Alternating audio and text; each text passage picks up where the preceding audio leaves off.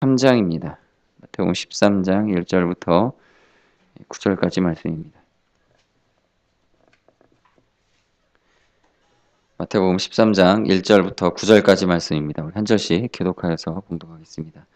그날 예수께서 집에서 나가서 바닷가에 앉으심에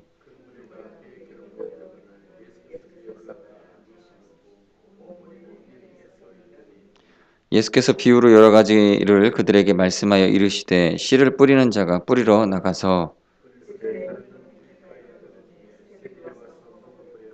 떨어는 흙이 얕은 돌밭에 떨어짐에 흙이 깊지 아니하므로 곧 싹이 나오나 더러는 가시 떨기 위해 떨어짐에 가시가 자라서 기운을 막았고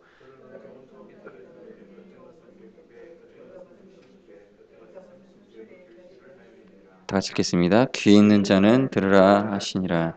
아멘. 오늘 본문의 말씀을 가지고 성실한 농부와 같은 일꾼이 됩시다. 성실한 농부와 같은 일꾼이 됩시다라는 제목으로 하나님 말씀을 잠시 나누도록 하겠습니다. 여러분 읽으신 오늘 본문의 말씀은 천국에 대한 비유입니다. 천국에 대한 비유라고 되어 있는데 그러니까 종말에 있을 일들을 보여준 것이죠. 어떤 사람은 뿌려진 씨앗이 이렇게 좋은 밭에 뿌려져서 결실을 맺어서 이렇게 하나님 나라의 영광스러운 그 은혜에 참여하는 자가 되고, 어떤 사람들은 그 말씀의 씨앗이 길가나 또는 이 돌밭에 뿌려지기 때문에 잘 자라지 못하고 기운이 약하여서 하나님 나라에서 큰 영광을 누리지 못하게 되는 그러한 결실됨을 보여주고 있습니다. 그러므로 우리는 우리 자신을 씨 뿌리는 자가 되고 또 잘 풍성히 거둘 수 있도록 우리 마음밭을 잘 기경하고 하나님 앞에 합당한 일꾼으로 살아가는 성도님들이 되시길 바랍니다. 3절은 씨를 뿌리고자 밭으로 간 어느 농부의 비유를 들어서 말씀을 시작하신 그런 내용입니다. 3절 보시면 예수께서 비유로 여러 가지를 그들에게 말씀하여 이르시되 씨를 뿌리는 자가 뿌리러 나가서 라고 기록되어 있죠. 이 농부는 누구이겠습니까? 정확히 말하면 예수님입니다. 예수님 자신이죠. 예수님은 하나님 아버지이시기도 하지만 이 땅에 오신 또 하나님 아들이 이 땅에 오셔서 그 일을 또 땀 흘려 수고하신 분이시죠. 어떤 철학자는 말하기를 이 세상에 수많은 직업이 있지만 농부가 가장 하나님 섭리와 닮은 직업을 지닌 자다라고 말을 하였습니다.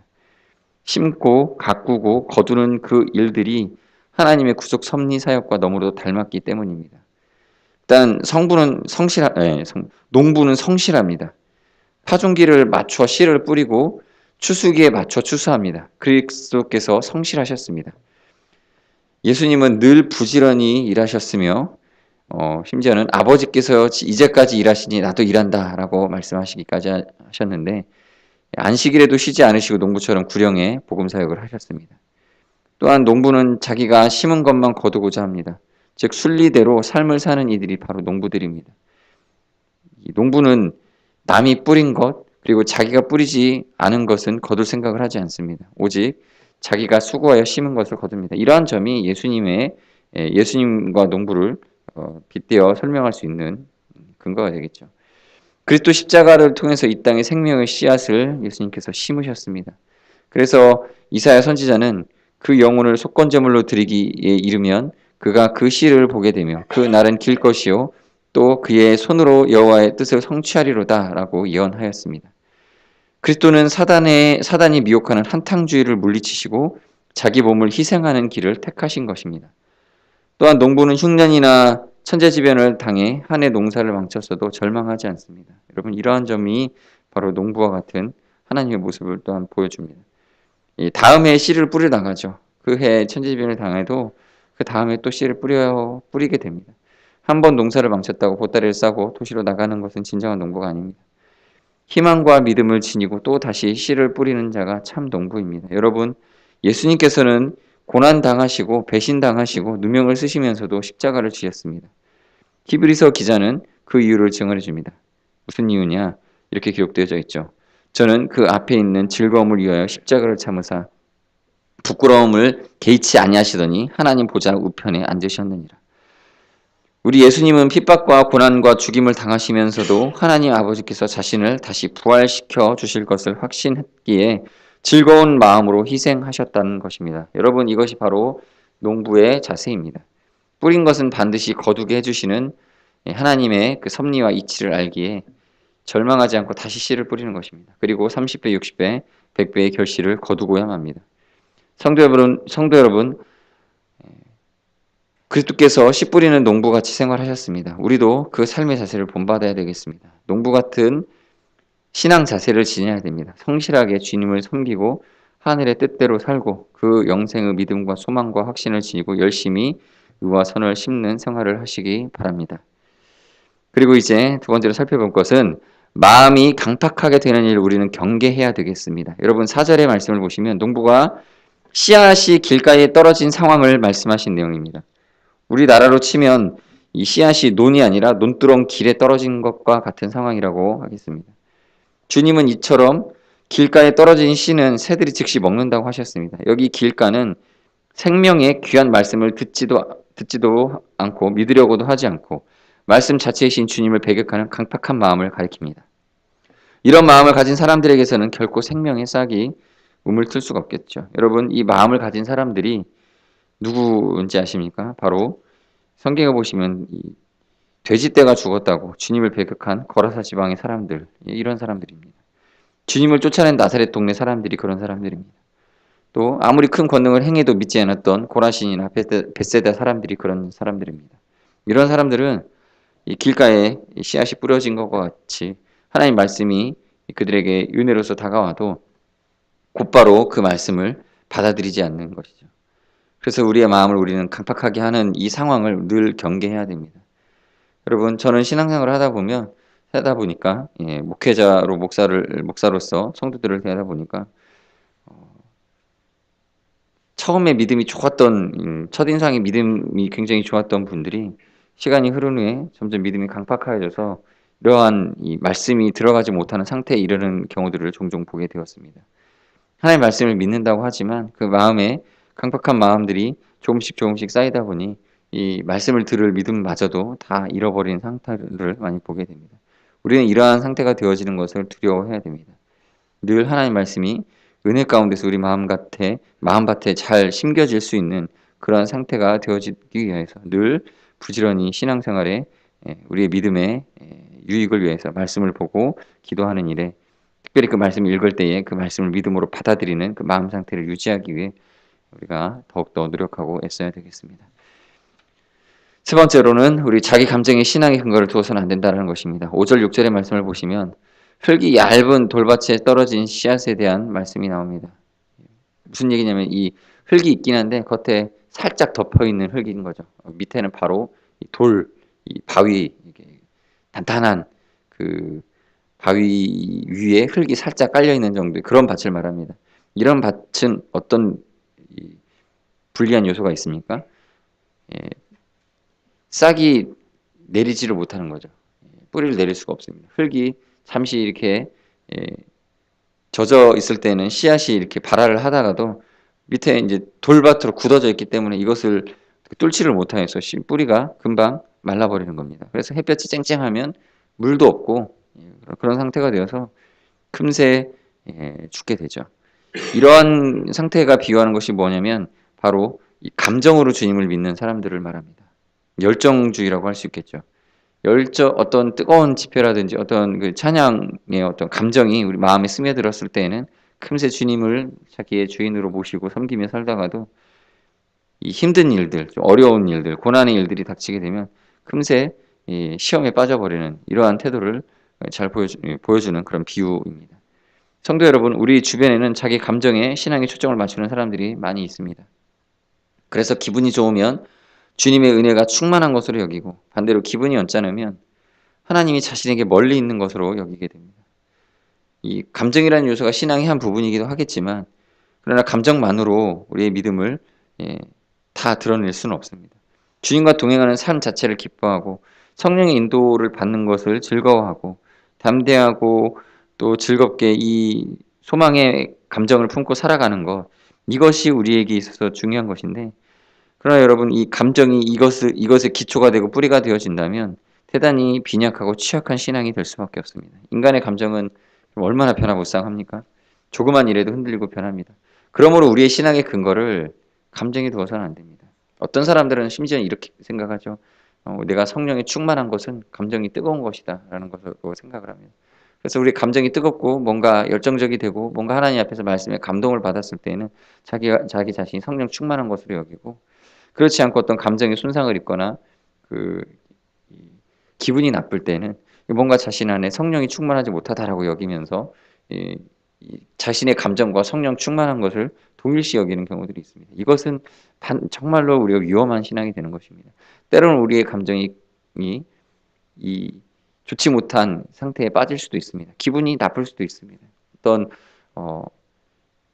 기분 나쁨, 사람과 인간관계 속에서 오는 어떤 상처, 이런 것들이 성령 충만한 사람에게도 임할 수 있습니다. 그러나 성령 충만한 사람은 그 상황 속에서 자기 자신을 성령 충만하지 못한 사람이다라고 판단하는 것이 아니라, 그러할 때라도 인내할 수 있게 해주신 하나님의 은혜를 느끼면서 그 아픔 속에서도 그 인내의 믿음이 있는 것을 느끼면서 성령에 충만한 것을 확신을 하는 것입니다. 그러므로 여러분, 우리는 신앙의 뿌리를 어디에 두어야 되겠습니까? 바로 하나님 말씀에 대한 우리 마음속에 있는 그 반응, 신실한 믿음입니다. 그 순간에 버텨내고 이겨낼 수 있는, 신뢰하고 있는 자신의 그 영혼의 인내심 또는 믿음, 감정, 이런 것들이 복합적으로 우리 신앙의 뿌리가 되어야 되겠습니다. 여러분, 그러므로 우리의 영혼이 늘 주님 앞에서 감사가 넘치도록, 비록 슬픔이 있고 어려운 일들이 우리 눈앞에 있다 할지라도 감사하며 찬양할 수 있는 믿음으로 나타날 때, 이때를 우리의 믿음이 더 충만한 것으로 여기고 더 그것을 귀히 여겨서 그 믿음을 잘 간직하시는 우리 성도님들이 되시길 바랍니다. 7절에 보시면 이제 가시떨기에 떨어진 씨앗에 관한 내용이죠. 가시떨기는 팔레스타인에서 사시사철 볼 수 있는 그런 잡초입니다. 그 종류도 약 200가지가 되는데, 가시떨기는 밭에도 산에도 우거져 있습니다. 모세도 이 불붙은 가시떨기 속에 계신 하나님을 배웠습니다. 이 가시떨기는 다른 식물에 비해 성장 속도가 빠르고 햇볕을 가릴 뿐만 아니라 또 가시들이 많기 때문에 가시가 자라는 곳에 떨어진 씨앗은 비록 싹을 틔운다고 해도 제대로 자라지 못하고 결실도 못하게 되는 경우들이 있습니다. 이러한 의미에서 가시떨기는 말씀의 씨앗의 성장을 방해하고 결실치 못하게 하는 신학적 장애 요소를 의미한다고 하겠습니다. 성경은 이러한 신학적 장애 요소로 이생의 염려와 재리와 일락을 들고 있습니다. 한마디로 모든 세속주의적인 것을 추구하는 것을 의미한다고 하겠습니다. 그렇다면 어떤 사람들이 가시떨기 밭과 같은 마음을 가진 사람이겠습니까? 주님을 믿다가 도중 하차하는 사람들이 바로 이러한 신앙인들일 수 있겠습니다. 요한복음 6장에 보면 이런 자들이 등장합니다.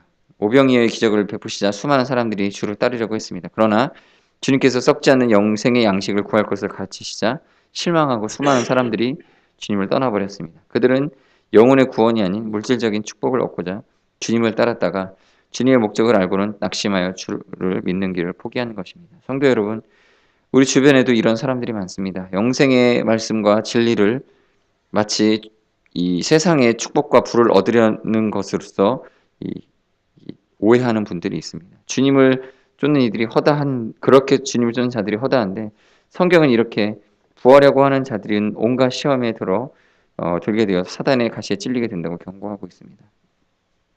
오늘날 많은 사람들이 이 시험에 빠져 있습니다. 많은 기독교인들이 이런 상황 속에 있습니다. 저는 저 스스로도 이러한 유혹에 많이 빠져 있을 때가 있다고 생각을 합니다. 저도 제 자신의 삶을 되돌아볼 때 이 열매를 맺지 못하는 상태에 빠져 있는 저 자신을 보게 됩니다. 이 상황에서 얽매여 있는 자신을 보게 됩니다. 물질과 세상적 성공, 이러한 것들이 우리의 기도의 목적에 너무나 깊이 들어와 있어서 이런 것들을 포기해야 되고, 이런 것들을 마음에서 우선순위에서 내려놓아야 될 순간에 이러한 우선순위를 내려놓지 못하게 되는 경우들이 너무나 많이 있습니다. 우리는 그러므로 이 영생의 길과 하나님 나라의 그 영광을 생각할 때에 이러한 세속적인 욕망이 우리 가운데서 크게 자리 잡고 있는 이러한 상태를 정상적인 상태다라고 바라봐서는 안 됩니다. 늘 우리 자신의 마음에 이 물질을 추구하는 태도가 하나님 나라를 추구하는 태도보다 앞서 있다면 이러한 부분들은 우리가 잘 우리 스스로 점검해 보고 조금씩이라도 이러한 가치관들이 우리 마음속에서 사라져갈 수 있도록 우리가 이 말씀의 뜻을 깊이 이해하고 또 하나님 나라를 바라보는 데 더욱더 집중할 수 있는 그런 마음을 달라고 기도해야 되겠습니다. 성경 말씀 예레미야 17장 5절 6절에 보시면 이렇게 나와 있습니다. 나 여호와가 이같이 말하노라. 무릇 사람을 믿으며 혈육으로 그 권력을 삼고 마음이 여호와에게서 떠난 그 사람은 저주를 받을 것이라. 그는 사막의 떨기나무 같아서 좋은 일에 오는 것을 보지 못하고 광야 건조한 곳 건강한 땅 사람이 거하지 않는 땅에 거하리라. 이 세상이나 요한일서 2장 15절에 보면 이 세상이나 세상에 있는 것들을 사랑치 말라. 누구든 세상을 사랑하면 아버지의 사랑이 그 속에 있지 아니하니 이렇게 기록되어져 있습니다. 여러분 우리는 이 세상을 사랑하는 마음이 아니라 하나님 아버지를 사랑함으로써 우리에게 주신 일용할 양식을 구하시고 또 오늘도 우리에게 주신 오늘의 은혜에 만족해하며 감사해하며 내일을 염려하지 아니함으로써 이 물질 추구하는 태도를 우리 가운데서 이게 우리의 삶의 이 습관이 되지 아니하도록 우리가 우리 자신을 잘 돌아보아야 되겠습니다. 끝으로 8절의 말씀을 보시면 좋은 열매를 많이 맺는 좋은 밭, 즉 참된 신앙인의 삶을 가리키는 말씀이 나오는데 과연 어떤 마음을 지닌 성도가 주께서 보시기에 좋은 밭과 같겠습니까? 첫째는 잘 경작된 밭 같은 마음을 가진 성도입니다. 잘 경작되었다는 것은 주님께 연단을 잘 받은 마음을 의미합니다. 그래서 돌짝과 같은 죄와 가시 같은 불의한 것들이 제거된 부드러운 마음인 것입니다. 이러한 마음을 지닌 성도들은 주님의 말씀을 아주 잘 받아들이고 순종도 잘합니다. 아브라함도 이러한 마음을 지녔기에 이 외아들을 바치라는 명령에 즉시 순종할 수 있었던 것입니다. 이러한 마음이 우리에게 준비되어져야 됩니다. 그러므로 주님의 징계와 연단을 감사함으로 받는 성도가 되시길 바랍니다. 주님이 때로는 우리의 삶을 징계하시고 연단하시고 우리가 기대했던 것과 같은 그런 어떤 세속적 성공이 아니라 우리의 마음에 슬픔을 주시기도 하시고 괴로움을 주실 수도 있습니다. 또 우리 마음을 낮춰주시는 하나님의 그러한 섭리를 경험하게 될 것입니다. 이것은 우리의 마음밭을 늘 기경하고 계신 하나님의 은혜인 것입니다. 둘째로 우리는 태양빛과 수분을 충분히 받은 마음과 같은 그러한 받은 마음과 같은 마음을 지녀야 됩니다.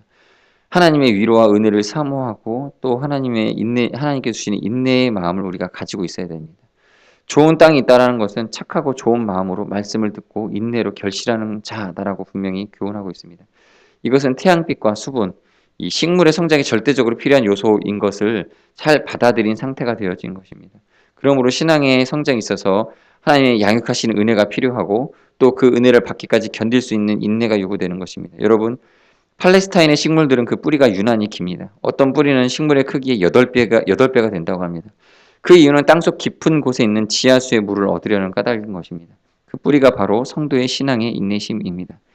인내는 믿음의 다른 얼굴입니다. 믿음의 기반입니다. 인내심이 무너지면 신앙심도 무너지는 것입니다. 형통한 때든 환난의 때든 모두 인내를 하고 주를 사모해야 열매 맺는 신앙인이 되어질 것입니다. 여러분 오늘 이 시간 이렇게 한번 기도했으면 좋겠습니다. 우리가 이 말씀을 들었습니다. 하나님께서 요구하신 것은 사실상 이 믿음의 인내를 우리가 갖기를 원하시는 것입니다. 우리가 다른 어떤 것보다 좋은 마음 밭이라는 것은 하나님의 말씀의 씨앗을 잘 간직하고 견뎌낼 수 있고 그 열매를 기대할 수 있는 그래서 하나님을 바라보고 있으면서 인내하고 있는 마라나타의 신앙을 갖고 있는 그러한 마음 자세를 우리에게 요구하고 있는 것입니다. 그러므로 이 시간 기도하실 때 주님 오실 날을 기대하고 기다릴 수 있는 인내의 마음과 믿음의 예비됨이 있어서 오늘도 하나님의 말씀이 100배 열매를 맺어지는 그런 삶을 살게 하여 주시옵소서. 이러한 기도로 같이 잠시 기도하는 시간 갖도록 하겠습니다. 기도하시겠습니다. 하나님 아버지 감사합니다. 아버지께서 오늘도 이 씨 뿌리는 자의 비유를 통하여서 우리가 무엇을 준비하고 예비해야 될지를 우리에게 말씀으로 생각하게 하셨으니 감사드립니다. 하나님께서 우리에게 인내하시고 또 우리에게 씨를 뿌리시고 우리에게 결실의 기대를 가지시고 땀 흘리셨던 것처럼 우리도 그 열매의 결실을 맺기 위하여 우리의 수고와 인내를 하나님께 드리며 견뎌내는 믿음의 일꾼이 되게 하여 주시옵소서.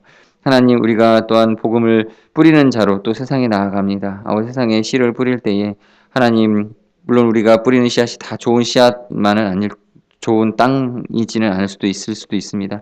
그러나 하나님 말씀은 하나님 좋은 씨앗이므로 하나님 우리가 100배의 열매를 기대하게 되어짐을 믿습니다. 하나님 때로는 우리가 뿌린 씨앗이 이런 좋은 밭에 뿌려지지 아니하였을지라도 하나님 주의 그 성실하심이 좋지 못한 밭에도 씨를 뿌리셨어도 인내를 가지시고 기다리시는 것처럼 우리 또한 그런 인내를 품고 하나님 물을 주고 또 계속적으로 파종하고 하는 이 수고를 감당하는 저희 되게 하여 주시옵소서. 때가 되면 하나님 거둬들이실 줄로 믿습니다. 그 거둬들이실 때에 그 영광과 기쁨을 함께 누리는 저희도 하나님의 일꾼 되게 하여 주옵소서.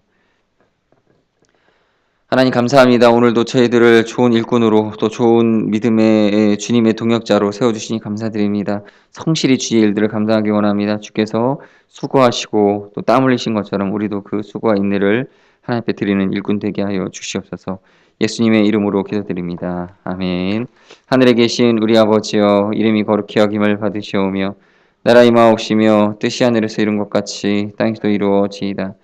오늘날 우리에게 일용할 양식을 주옵시고 우리가 우리에게 죄 지은 자를 사하여 준 것 같이 우리의 죄를 사하여 주옵시고 우리를 시험에 들게 하지 마옵시고 다만 악에서 구하옵소서. 대개 나라와 권세와 영광이 아버지께 영원히 있사옵나이다. 아멘.